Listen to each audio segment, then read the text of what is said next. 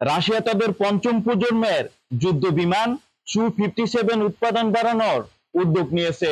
সম্প্রতি নতুন তৈরি 2টি সু-57 যুদ্ধ বিমানকে পরীক্ষামূলক উড্ডয়ন করতে দেখা গেছে। এর মাধ্যমে দীর্ঘদিন ধরে বিলম্ব ও নানা সমস্যার মুখে থাকা এই প্রকল্পকে আরো দৃশ্যমান ও কার্যকর করতে চায় মস্কো। রাশিয়ার KNA-AZ বিমান কারখানায় উৎপাদন কার্যক্রম জোরদার করা হচ্ছে। এই কারখানায় রাশিয়ার বিমান বাহিনীর জন্য নতুন সু-57 সরবরাহের পাশাপাশি সম্ভাব্য রপ্তানি চাহিদা পূরণের প্রস্তুতি নিচ্ছে।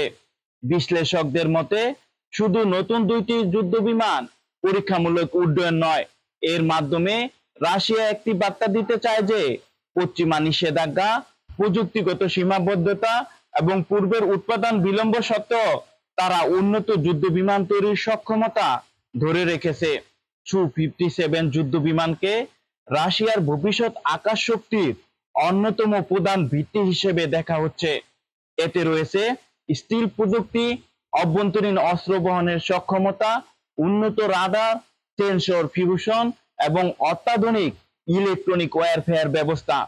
ভবিষ্যতে নেটওয়ার্ক ভিত্তিক যুদ্ধ ব্যবস্থার সঙ্গে সামঞ্জস্য রেখে বিমানটিকে আরো উন্নত করার কাজ চলছে।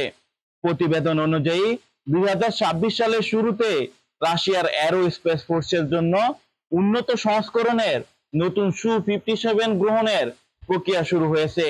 একই সঙ্গে সম্ভাব্য বিদেশি গ্রাহকদের কাছেও বিমানটি সরবরাহের প্রচেষ্টা চলছে। বিশ্লেষকদের মতে রাশিয়ার এই উৎপাদন বৃদ্ধি মধ্যপ্রাচ্য এবং ইন্দো প্যাসিফিক অঞ্চলের যুদ্ধ বিমান বাজারে নতুন প্রতিযোগিতা সৃষ্টি করতে পারে।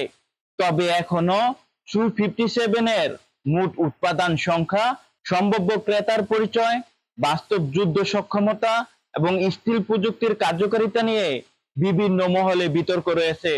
ফলে এসব তথ্যকে এখনোই পুরোপুরি চূড়ান্ত হিসেবে দেখছেন না বিশ্লেষকরা।